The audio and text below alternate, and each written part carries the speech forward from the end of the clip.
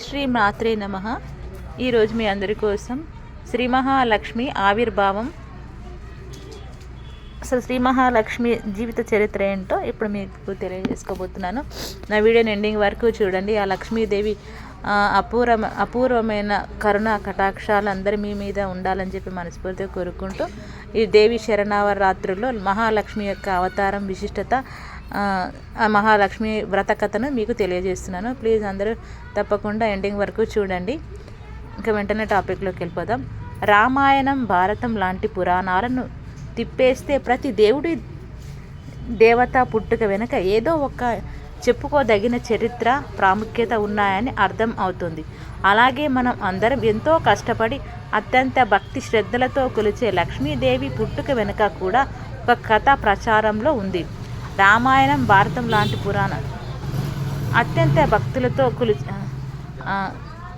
ప్రాముఖ్యత ఉన్నాయి అర్థమవుతుంది. అలాగే మనం అందరం ఎంతో ఇష్టపడి అత్యంత భక్తి శ్రద్ధలతో కొలిచే లక్ష్మీదేవి పుట్టుక వెనుక కూడా ఒక కథ ప్రచారంలో ఉంది. లక్ష్మీదేవికి ఆ పేరు లక్ష అనే సంస్కృత పదం నుండి ఉద్భవించింది.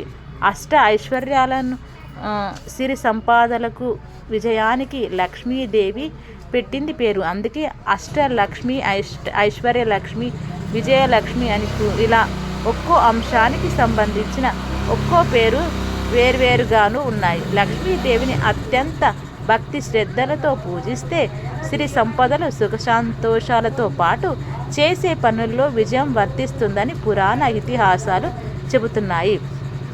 అమ్మల కన్నా అమ్మ దుర్గాదేవి కూతురు లక్ష్మీదేవి. అందుకే దుర్గమ్మను అమ్మలగన్న అమ్మ అని కొలుస్తుంటారని ప్రతీతి. మహావిష్ణువుకి లక్ష్మీదేవి సతీమణి.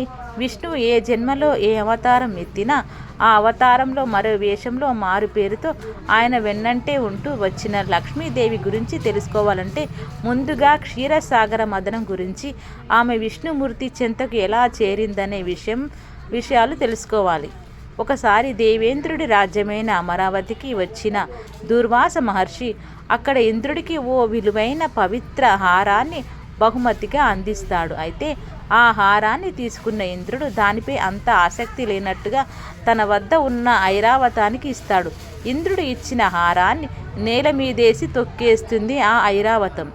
అది తనకు ఎంతో అవమానంగా భావించిన దుర్వాస మహర్షి ఇంద్రుడిపై కోపంతో శపిస్తాడు.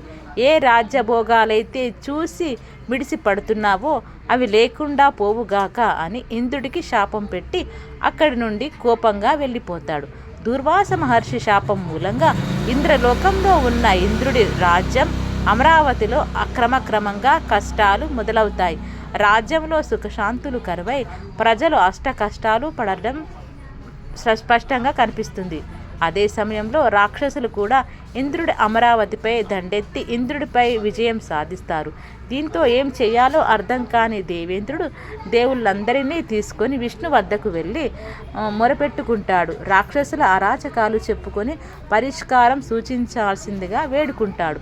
దేవేంద్రుడి మొర ఆలకించిన విష్ణువు సముద్రంలో క్షీరసాగర మదనం చేయాల్సిందిగా సూచిస్తాడు. దేవుళ్ళు రాక్షసులు చెరోవైపు చేరి చేసే క్షీరసాగర మదనంలోంచి వచ్చే అమృతం ఎవరు సేవిస్తే వారిని విజయం వర్తిస్తుందని చెప్పి పంపిస్తాడు. విష్ణువు సూచన మేరకు దేవుళ్ళు ఒకవైపు, రాక్షసులు మరోవైపు చేరి క్షీరసాగర మదనం చేపడతారు. ఈ క్షీరసాగర మదనం మరో యుద్ధాన్ని తలపించినట్లు పురాణాలు చెబుతున్నాయి.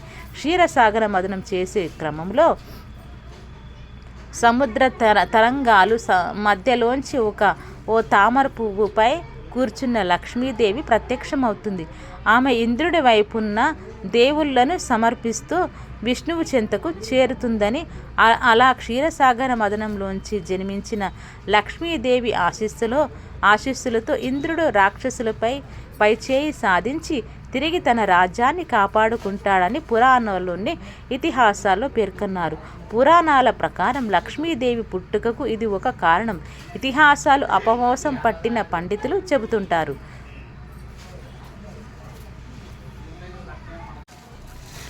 శ్రీ మహాలక్ష్మి ప్రతి ఇంట్లో స్థిరంగా ఉండాలంటే ఏం చేయాలి, దాని గురించి ఇప్పుడు మీకు తెలియజేసుకుంటున్నాను. మహాలక్ష్మి ఇంట్లో కొలువు తీరాలంటే ఇంటిని శుభ్రంగా కాంతివంతంగా ఉంచాలి. ప్రతిరోజు నెయ్యి దీపం వెలిగించాలి. పవిత్రమైన మంత్రాలను జపించాలి. తామర పువ్వులు, పాలు, కొబ్బరికాయ, బెల్లం, కీరు వంటి తీపి పదార్థాలతో దేవిని పూజించాలి. అలాగే శనివారం ఆమెకు ఇష్టమైన పసుపు కుంకుమలతో అలంకరించి పాలు, కొబ్బరికాయలు, బెల్లంతో చేసిన పదార్థాలను సమర్పించాలి. ఇంటిని శుభ్రంగా ఉంచడం, పరిశుభ్రత.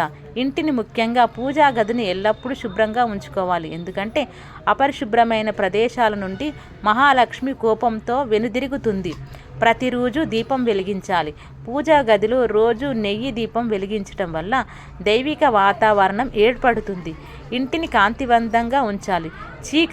చీకటి మూలలు శక్తి ప్రవాహానికి ఆటంకం కలిగిస్తాయి. కాబట్టి ఇంటిని బాగా వెలుతురుతో నింపాలి. పూజ మరియు మంత్రోచ్చరణాలు. మహాలక్ష్మీదేవి అనుగ్రహం కోసం శ్రీం బీజ మంత్రాన్ని లేదా లక్ష్మీ గాయత్రి మంత్రాన్ని జపించాలి. నైవేద్యంగా ఆమెకు ఇష్టమైన తీపి పదార్థాలైన కీరు, పాయసం, పాలు, బెల్లం సమర్పించాలి. తామర పువ్వులు. లక్ష్మీదేవిని పూజించేటప్పుడు తామర పువ్వులను సమర్పించడం శుభసూచకం. శనివారం ప్రత్యేక పూజ ప్రారంభం. శనివారం ఉదయాన్నే స్నానం చేసి పసుపు, తెలుపు రంగుల దుస్తులు ధరించాలి. పూజ.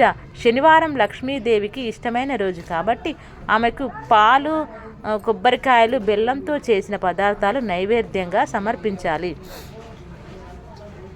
ఇదండి శ్రీ మహాలక్ష్మీదేవి సంబంధించిన వ్రత కథ.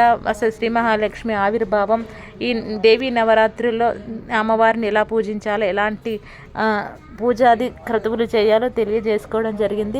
ప్రతి ఇంట్లో శ్రీ మహాలక్ష్మీదేవి స్థిరంగా నివాసం ఉండాలని చెప్పి మనస్ఫూర్తిగా కోరుకుంటూ మరోసారి అందరికీ కూడా థ్యాంక్ యూ సో మచ్.